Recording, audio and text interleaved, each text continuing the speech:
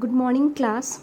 The next topic is again I will teach you the basic fundamentals of thermodynamics. I know that this one is the first module one, and you are gonna find so many difficulties to understand this topic. So I am gonna teach you again the part that is thermodynamics. So what is thermodynamics? The science of energy that concerned with the ways in which the energy is stored within a body. Suppose this one is the body, and this one is also a body, and this one also a body, and this one is also a body. This energy transformation between these bodies, which involve any heat and work movement, that we can call it as thermodynamics. So energy transformation that is involves heat transformations or work transformation or heat transfer, as well as both heat and work transfer, then we call it as thermodynamic. The fundamental law is the conservation of the energy principle. Means in each bodies, here the energy can be created or destroyed, but can only be transferred from one form to another form. The next part is we will see what is system, what is surrounding, and what is boundary, that I have earlier told you. In the principle of thermodynamics, these are the main particular terms that we are gonna use again.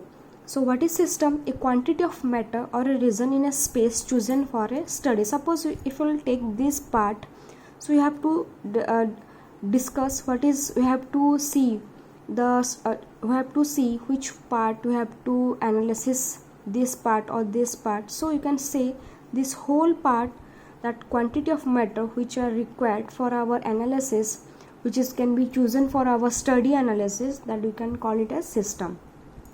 The mass or region outside system, anything which is outside the system, we can call it as surrounding. And the real or imaginary surfaces that separates the both system and the surrounding, that we call it as boundary. And the boundary, you can see that it can be both real and it can be both imaginary. Okay, so there are three types of isolated system.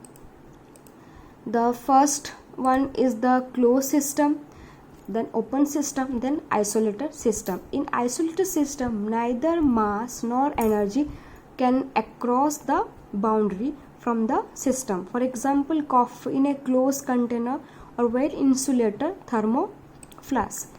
Again this one is the closed system. You can see that in closed system, this one is the cylinder and this one is the piston. Here the mass cannot be transferred.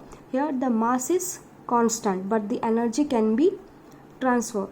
So only energy can cross the selected boundary. Here, and this one is the boundary, and this one is the surrounding, and this one is the system.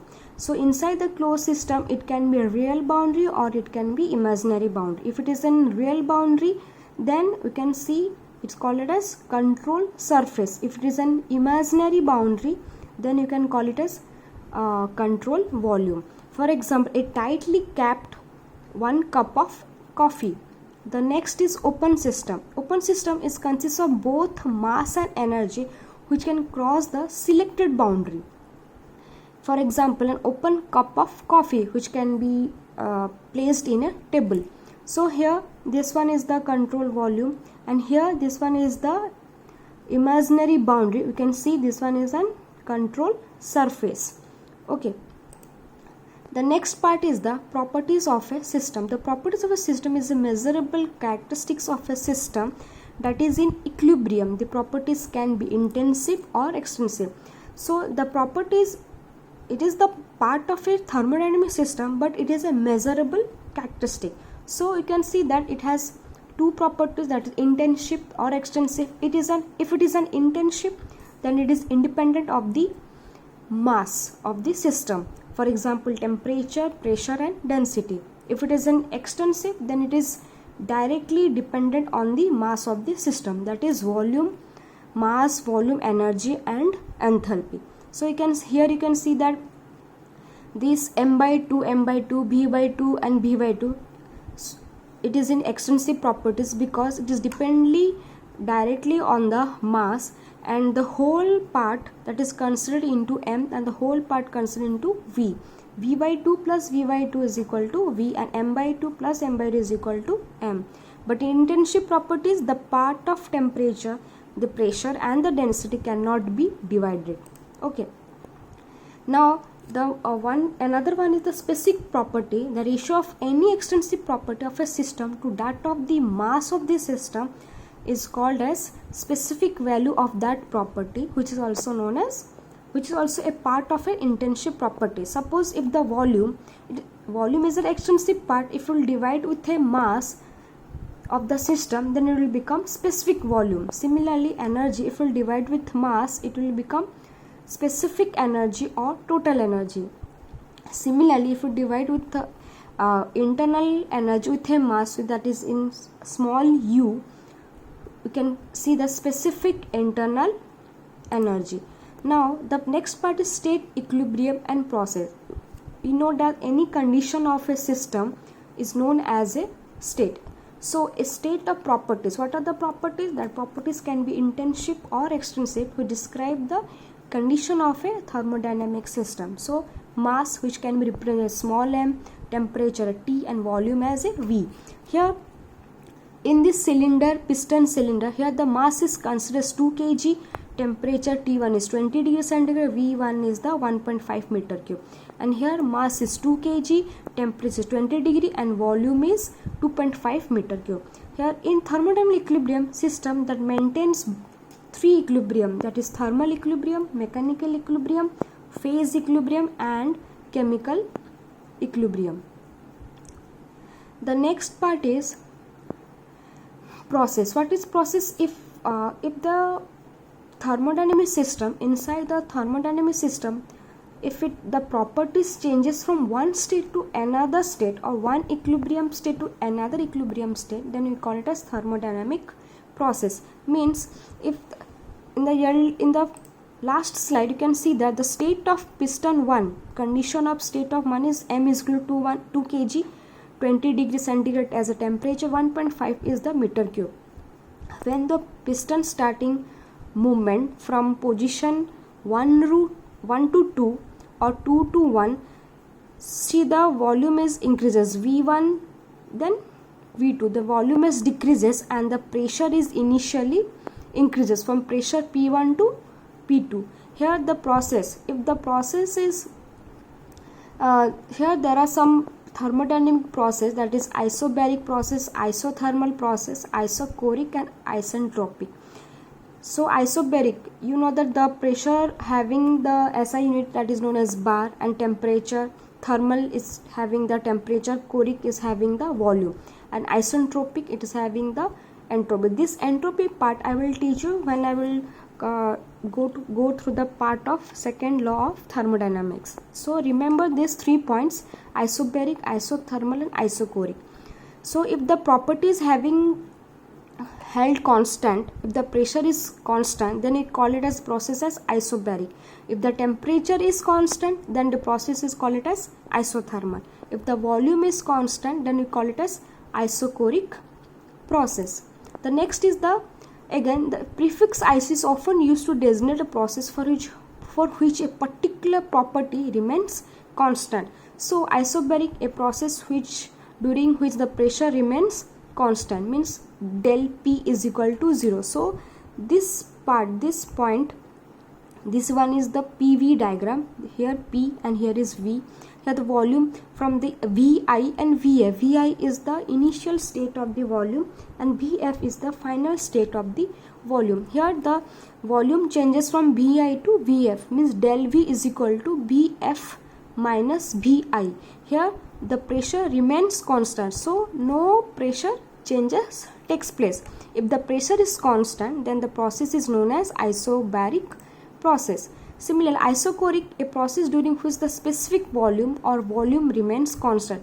Here the volume line will be like this and the pressure line will be like this. If the pressure is constant, then the PV diagram becomes like this. if the volume is constant, then the pressure PV diagram will be like this. Here the volume is constant but the pressure increases from P1 to P2. Similarly, in isothermal process, where the temperature T remains constant and gradually pressure and volume, both the pressure and volume increases and decreases, but the temperature remains constant. Now there are different types of thermodynamic process. First part is the cyclic process, reversible process and irreversible process. The cyclic process, it is a system indeed, it is in a given initial state, goes through various process and finally returns to its it will return as final state or initial state. The system has undergone a cyclic process or a cycle. So if someone asks you what is thermodynamic cycle, then you will say that if a system undergoes various processes, that is from initial state and finally return from the final state to the initial state, then the system has undergoes a cyclic process.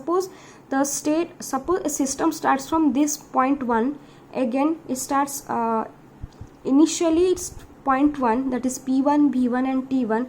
When it goes into process part, changes its initial state to final state, if it is returns to its again initial, that means it come to the again point 2, then it is called as cyclic process. This diagram is again PV diagram, P1, B1 and T1, here P2, V2 and T2.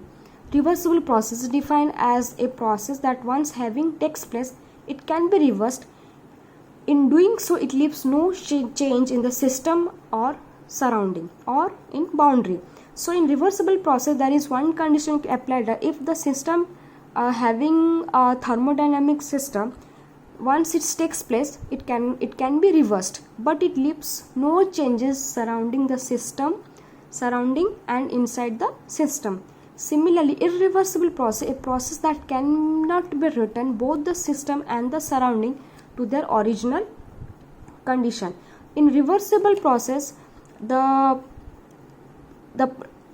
the reversible process, if it is once takes place, it can be reversed, means it can return to its both system and surrounding to their original condition. But in reversible process, it cannot be returned for the both system and surrounding to their original condition.